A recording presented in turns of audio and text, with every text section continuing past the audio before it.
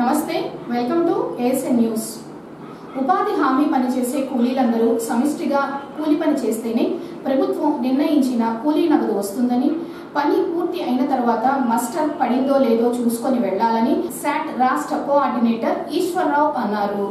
అద్దంకి మండలం నాగులపాడు గ్రామ సచివాలయ ఆవరణలో గురువారం 2024-25వ ఆర్థిక సంవత్సరానికి సంబంధించి సామాజిక తనిఖీ గ్రామ సభను ఏర్పాటు చేయగా ఏపీఓలు గాయత్రి, కోటేశ్వరి, కోఆర్డినేటర్ ఈశ్వరరావు పరిశీలకులు హాజరయ్యారు. ముందుగా తనిఖీ బృందం 2024-25 సంవత్సరంలో చేసిన పనులు, అందులో లోపాల గురించి వివరించారు. ఈ సందర్భంగా కోఆర్డినేటర్ ఈశ్వరరావు మాట్లాడుతూ ఉపాధి పనిచేసిన శ్రామికులకు ప్రభుత్వం నుంచి వచ్చే 300 రూపాయల వేతనం వచ్చే విధంగా శ్రామికులే చూసుకోవాలని, 300 రూపాయల వేతనం రావాలి అంటే గ్రూప్ లో ఉన్న శ్రామికులందరూ పని చేయాల్సిన అవసరం ఉందన్నారు. మేట్లు పనిచేయటం లేదని, పెత్తనం చేస్తున్నారని వారి దృష్టికి వచ్చిందని, అలా కాకుండా సమిష్టిగా కలిసి పని చేసుకోవాలన్నారు. లేకపోతే నష్టపోయేది శ్రామికులేనని, శ్రామికులు ఈ విషయాన్ని గమనించాలని ఈశ్వరరావు తెలిపారు. మనకు వచ్చేటువంటి డబ్బులు ఏవైతే ఉన్నాయో, ప్రభుత్వం నిర్ణయించినటువంటి వేతనం అనేది ఏదైతే ఉందో ఆ 300 రూపాయలు మన చేతికి వచ్చే విధంగా మనమే చేసుకోవాలి. ఈ 300 రూపాయలు మనకు రాకపోవడానికి కారణాలు ఉన్నాయి. మొదటి కారణం ఏంటంటే, మేము ముగ్గురు పనికి వెళ్తాం, సర్పంచ్ గారికి బాగా డబ్బులు రావాలని చెప్పి పలుగు పట్టుకుని ఆయన బాగా శ్రమపడి చేతులన్నీ బొబ్బలెక్కేలాగా చెమటలు పట్టేలాగా తవ్వుతారు. మేడం ఏం చేస్తారు, ఆ గవర్నమెంట్ డబ్బేలాగా వస్తుందిలే పైపైన తవ్వుదామని పొలుగు పట్టుకుని పైపైన తవ్వుతారు. నేనేం చేస్తాను, అసలు తవ్వకుండా పొలుగు పట్టుకుని నుంచుంటాను. అవునా? డబ్బులు ఎట్లా వస్తాయి? బాగా పనిచేసిన సర్పంచ్ గారికి ఎక్కువ డబ్బులు, ఈయనకి సగం డబ్బులు, నాకు పూర్తిగా తక్కువ డబ్బులు వస్తాయా? పనిచేయ నాకు అవే డబ్బులు, బాగా పనిచేసిన సర్పంచ్ గారికి సమిష్టిగా కలిసి పని చేసుకుంటేనే ఉపాధి హామీ పథకంలో డబ్బులు వస్తాయి. నేను మేట్ని, నేను నుంచుంటాను, నేను హాజరేస్తాను, పని చేయను. నేను ఊర్లో పెద్ద మనిషిని, మీతో పాటు నుంచుంటాను, వచ్చి గట్టినే ఉంటాను, పని చేయను. ఇట్లాంటి కథలు వినిపిస్తున్నాయి మాకు గ్రామాల్లో. అందుకని ఉపాధి హామీ పథకంలో డబ్బులు తగ్గిపోతున్నాయి. గ్రూప్ లో ఉన్నటువంటి 20 మంది సభ్యులు సమిష్టిగా పనిచేస్తేనే ఉపాధి పథకంలో మనకి డబ్బులు వస్తాయి. అట్లా కాకుండా చదివి ఇప్పించేంత వరకు మీరు అక్కడే ఉండాలి. మీ సంతకాలు అయితే సంతకాలు, వేలు ముద్రలు అయితే వేలు ముద్రలు పెట్టుకుని మీరు అక్కడి నుంచి కదిలి రావాలి. నాకు పని ఉంది, నేను వెళ్ళిపోతాను, నేను ఇప్పుడు ఇక్కడ ఉండను అని చెప్పేసి మీరు అనుకుంటే తర్వాత వేతనాలు నష్టపోయేది ఎవరు? మనమే. ఇప్పుడు చూడండి, వీడి సంతకం పెట్టలేదు, వీడికి రావాల్సిన డబ్బులు వచ్చినాయమ్మా? డబ్బులు వచ్చినాయా? డబ్బులు కూడా రాలేదు, హాజరు పడింది. ఇట్లాంటి సమస్యలన్నీ మీకు ఉంటాయి. కాబట్టి ఉపాధి హామీ పథకం మీ సంక్షేమం కోసం వచ్చింది. ప్రభుత్వం మన సంక్షేమం కోసం ఈ పథకాన్ని మనకి ఇచ్చింది. కాబట్టి మనం అందరం సమిష్టిగా పనిచేసుకుంటేనే ఈ పథకాన్ని ముందుకు తీసుకువెళ్ళగలుగుతాం. గ్రామానికి రావాల్సిన నిధులు సక్రమంగా వస్తాయి. అట్లా కాకుండా పని అయిపోయినాక హడావిడిగా వచ్చేసేసి తర్వాత మూడో విషయం, చేసిన పనిని కొలతలు కూడా సక్రమంగా చేయించుకోవాలి. మనము ఒక 100 మీటర్ల కాలువ తవ్వాము, తర్వాత టేప్ పట్టుకునేటప్పుడు ఆ 50 మీటర్లకే టేప్ పట్టుకున్నారు, అప్పుడు కాస్త రేట్లు కాస్త తగ్గిపోతాయి. ఇట్లా ప్రతి విషయంలో మీ ప్రమేయం అనేది ఉండాలి. ఫీల్డ్ అసిస్టెంట్ ఒక్క ఆయన బాధ్యత కాదు, మీకు కూడా బాధ్యత. మీకు డబ్బులు వచ్చే విధంగా మీరే చేసుకోవాలి. మనందరం కలిసి సమిష్టిగా కనుక ఈ పథకాన్ని ఉపయోగించుకుంటే గ్రామానికి కూడా మంచి జరుగుతుంది. గ్రామానికి రావాల్సిన నిధులన్నీ సక్రమంగా వస్తాయి. ఒకళ్ళ పేరు మీద ఒకళ్ళు వెళ్ళకూడదు. నాకు జాబ్ కార్డు లేదు, మీ పేరు మీద జాబ్ కార్డు ఉంది, ఆ రోజు మీకు డిమాండ్ ఇచ్చారు కదా అని చెప్పి నేను పనికి వచ్చేసాను. మనకి ఎన్ని సంవత్సరాలైనా రికార్డు బతికుంటది. ఇంతకు ముందు 6 రోజులు పనిచేస్తే 6 రోజులకి సంతకం పెట్టాలి. ఇప్పుడు ఎన్ని రోజులకు ఒకసారి సంతకం పెట్టాలి? ఒకటే సంతకం. ఆ ఒక్క సంతకం కూడా మనం పెట్టించట్లేదు అంటే ఆమె పనికి రానట్టే లెక్క.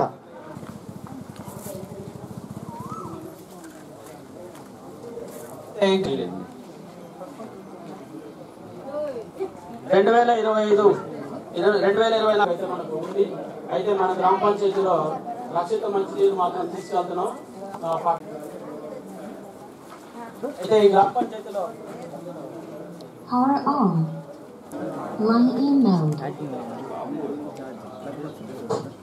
నాగులపాడు గ్రామ పంచాయతీ ఉపాధి చట్టం 2005 సెక్షన్ 23 సబ్ సెక్షన్ 3 ప్రకారంగా అన్ని స్థాయి దానికి పేమెంట్ అయినా కాదండి, మనం పని చేయిస్తున్నారు. ఆ జరిగిన పనిలోనే అతనికి ఏదో దెబ్బ తగిలింది. ఇప్పుడు మెడికల్ కాంప్లైంట్ చేస్తున్నారు, ఎట్లా ఇస్తాం మనం?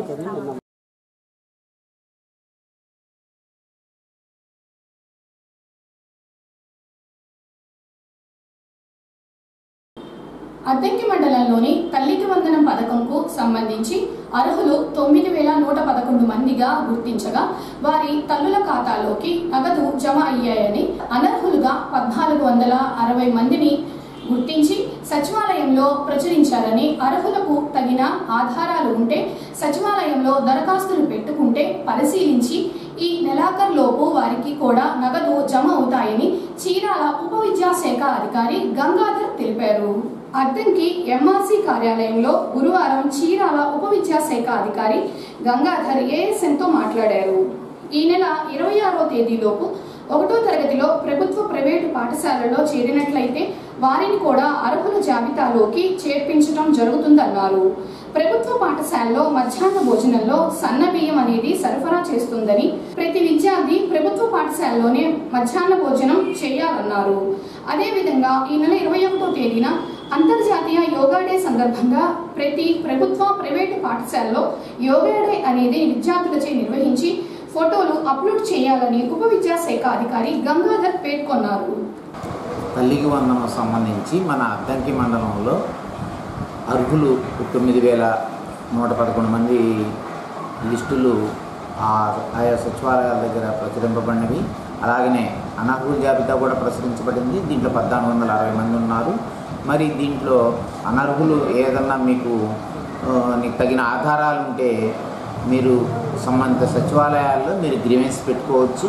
వాటిని వెరిఫికేషన్ చేసి ప్రభుత్వం మరలా తిరిగి వాళ్ళకి అర్హులైన భావించిన పక్షంలో వాళ్ళకి తిరిగి ఎలిజిబుల్ లిస్టులో చేర్చడం జరుగుతుంది. మరి అదేవిధంగా 1వ తరగతిలో కనుక 26వ తేదీలోపు ప్రభుత్వ పాఠశాలలో కానివ్వండి లేదా ప్రైవేట్ పాఠశాలలో కానివ్వండి 1వ తరగతి అడ్మిషన్స్ కనుక ఇప్పించుకున్నట్లయితే వీరికి కూడా 2వ విడత అర్హుల జాబితాలో ఆ లిస్టులో తల్లికి వందనం అర్హుల జాబితా లిస్టులో చేర్చడం జరుగుతుంది. మరి ఈ విషయాన్ని పేరెంట్స్ గమనించాలి. అలాగనే ఇప్పుడు రాష్ట్ర ప్రభుత్వం రాష్ట్ర వ్యాప్తంగా అన్ని ప్రభుత్వ పాఠశాలల్లో ఎండిఎంకి సంబంధించి సన్నబియ్యం ఇవ్వటం జరిగింది.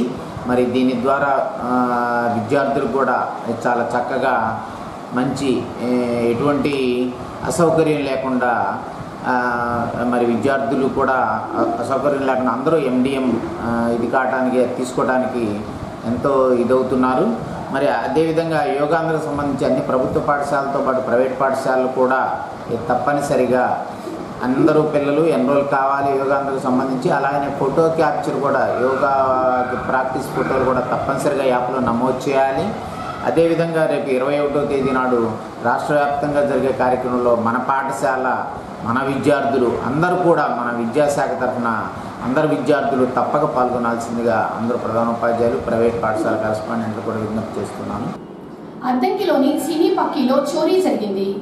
అద్దంకి మండలం ధర్మవరం గ్రామానికి చెందిన గుండాల వెంకటరామిరెడ్డి ఇండియన్ బ్యాంకులో గురువారం బంగారం తాకట్టు పెట్టి 2.5 లక్షల రూపాయలు రుణం తీసుకుని తన ద్విచక్ర వాహనంలో పెట్టుకుని ధర్మవరం వెళుతుండగా అద్దంకి ధర్మవరం రోడ్లో టీ షాపు దగ్గర ఆగి టీ తాగి డబ్బులు ఇచ్చేందుకు వెళ్ళగా 2 యువకులు ద్విచక్ర వాహనంపై వచ్చి ట్యాంక్ కవర్లో ఉన్న నగదు అపహరణ చేసుకుని వెళ్లారు. ఈ విషయం పోలీసుల దృష్టికి తీసుకుని రాగా కేసు నమోదు చేసి దర్యాప్తు చేస్తున్నారు. పశుపోషకులకు నిరంతరం అందుబాటులో ఉంటూ ప్రభుత్వ పథకాలు అందేలా చేసేందుకు కృషి చేస్తానని పశు సంవర్ధక శాఖ ఏడీ డాక్టర్ కేవి బ్రహ్మయ్య తెలిపారు. అద్దంకి పశు వైద్యశాల సహాయ సంచాలకులుగా బాధ్యతలు చేపట్టారు. ఈ సందర్భంగా సచివాలయం అసిస్టెంట్లు ఏడీని కలిసి స్వాగతం పలికారు. అందరూ కలిసి చక్కగా పనిచేయాలని ఏడీ సూచించారు. అనంతరము ఆయన ఏఎస్ఎన్తో మాట్లాడుతూ తాను నెల్లూరు జిల్లా వల్లేటివారిపాలెం నుంచి బదిలీపై అద్దంకి వచ్చారని, గతంలో ఏడీగా పనిచేసిన మోహన్ రావు నెల్లూరు జిల్లాకు బదిలీ కావడం జరిగిందన్నారు.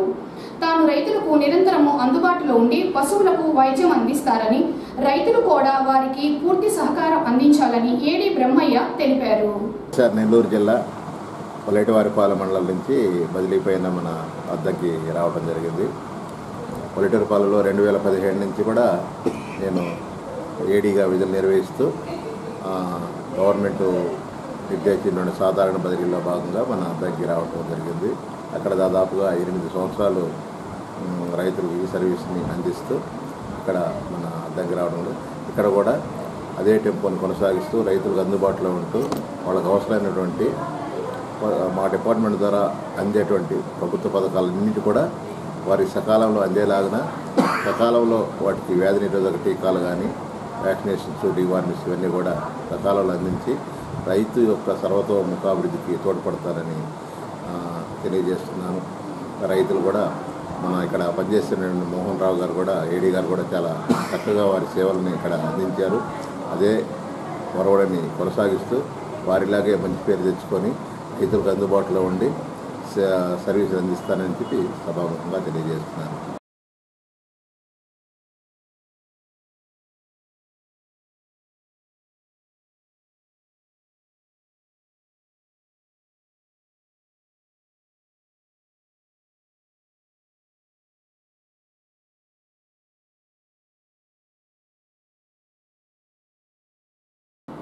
పిఎన్బి మెంట్ లైఫ్ కి 2025 సంవత్సరానికి సంబంధించి 1041 కోట్ల రూపాయలు బోనస్ డిక్లేర్ చేసిందని పిఎన్బి మెంట్ లైఫ్ ప్రతినిధి అడుసుమల్లి అనిల్ కుమార్ ప్రకటనలో తెలిపారు.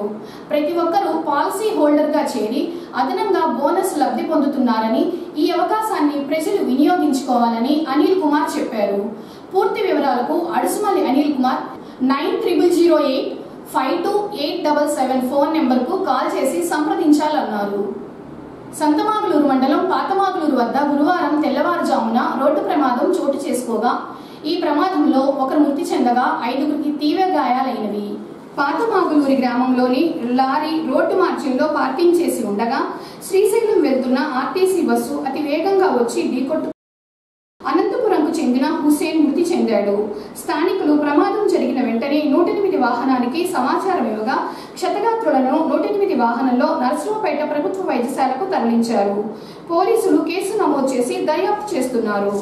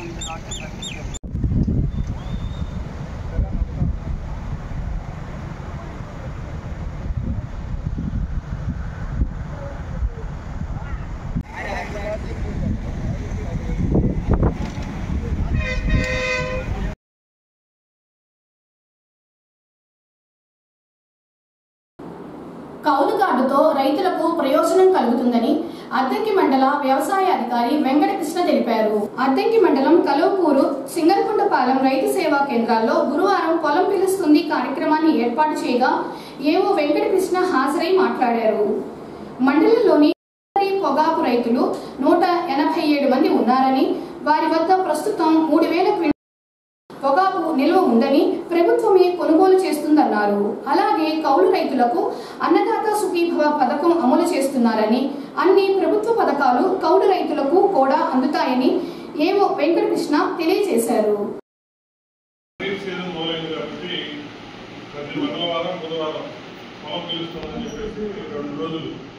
ఉదయం గ్రామం, సాయంత్రం గ్రామం ఈ కార్యక్రమం ఏర్పాటు చేసుకోవడం జరుగుతుంది. నిన్న కలెక్టర్ గారి మీటింగ్ ఉండడం వల్ల నిన్న జరగాల్సిన మీటింగ్ మనం ఈరోజు ఏర్పాటు చేసుకోవడం అయింది. ముఖ్యంగా నిన్న జరిగిన మీటింగ్ ముఖ్యమైన విశేషాలు ఏంటంటే, నిన్న భారతదేశ చరిత్రలో ఎప్పుడూ జరగని విధంగా ఒక పొగాకుని రైతుల దగ్గర ఎక్కువగా ఉంది, సరైన గిట్టుబాటు ధర లేదన్న ఉద్దేశంతో పొగాకు రైతులు ఇబ్బంది పడుతున్నారనే ఉద్దేశంతో ప్రభుత్వం క్వింటాలు నల్లబల్లి పొగాకుని 12,000 రూపాయలకి ఒక రకం, అలానే 3,000 నుంచి గ్రేడ్లు పెట్టి 6,000 దాకా ఒక రకం కొనుగోలు చేయాలని చెప్పి మార్గదర్శకాలు కూడా నిన్న ముఖ్యమంత్రి గారు విడుదల చేయడం జరిగింది.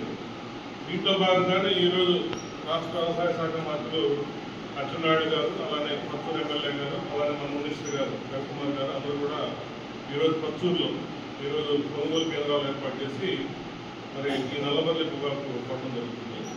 ముఖ్యంగా మనకి పై అధికారులు కానీ కలెక్టర్ గారు కానీ చెప్పిన విషయం ఏంటంటే, గతంలో మనకి మన మండలమే ఎగ్జాంపుల్గా తీసుకుంటే ఒక 700 నుంచి ఒక 800 ఎకరాలు పొగాకు ఉండేది. ఏది మన బ్యారల్ పొగాకు అంటే కూడా ఎఫ్సీలు పొగాకు బ్యారల్లో కాల్చి అమ్మేది. ఈ నల్లబల్లి తెల్లబల్లి అనే పొగాకు అనేది మన దగ్గర వేయదు. ఈ ములమూరు కాస్త ఈ మెట్ట ప్రాంతాల్లో ఎక్కువ వేసేవారు. గత 2 సంవత్సరాలు ఏంటంటే ఈ పొగాకు వేరే రాష్ట్రాల్లో ఈ కరోనా తర్వాత వేరే దేశాల్లో కేవలం వేరే రాష్ట్రాల్లో కొంత వేయకపోవడం, పంట దెబ్బతింటడం, కొంత అక్కడ రకరకాల కారణాల వల్ల రేట్ రావడం జరిగింది. అంటే క్వింటాల్ వచ్చి ఒక 15,000, 18,000, 20,000 నల్లబల్లి తెల్లబల్లి. అదే ఎఫ్సీ పొగాకు అయితే దాదాపు 38,000 రూపాయల దాకా కూడా గరిష్టంగా. ఇది చూసి రైతులందరూ కూడా బాగా డబ్బులు వస్తాయనే ఉద్దేశంతో ఈ సంవత్సరం అయితే దాదాపు 3,500 ఎకరాలు మన మండలంలో వేశారు. ఒక 800 ఎకరా, 3,500 ఎకరా, అంటే దాదాపు 4 రెట్లు, 4 రెట్లు ఎక్కువ పంచాలు చేశారు. ఇప్పుడు వాతావరణం బాగా అనుకూలించి రైతులు కూడా బాగా కష్టపడ్డారు.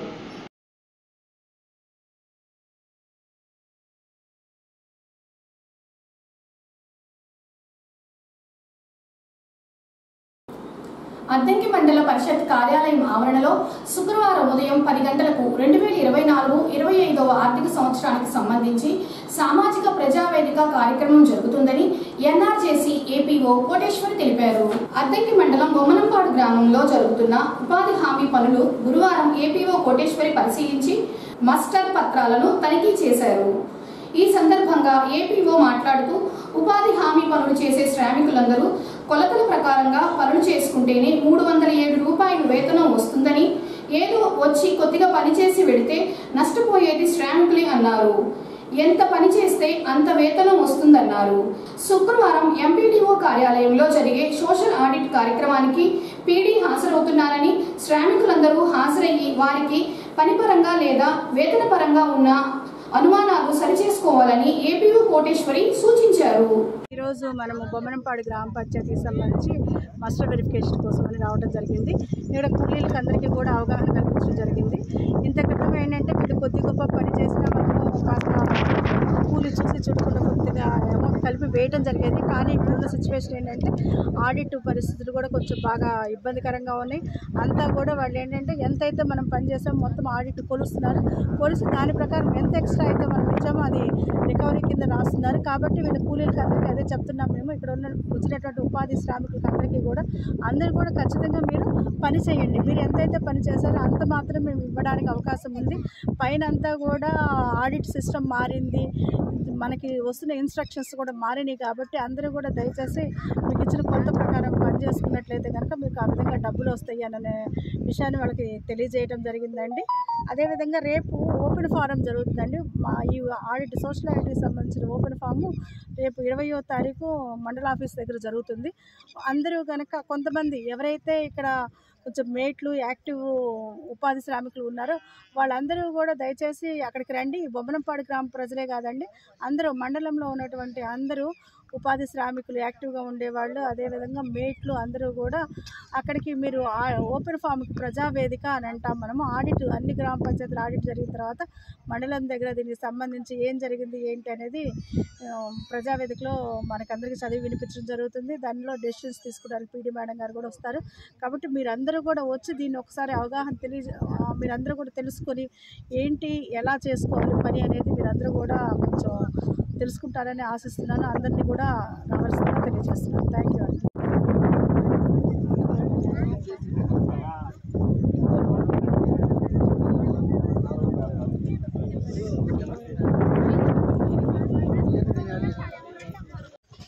మట్టి పని చేయించేవాళ్ళు.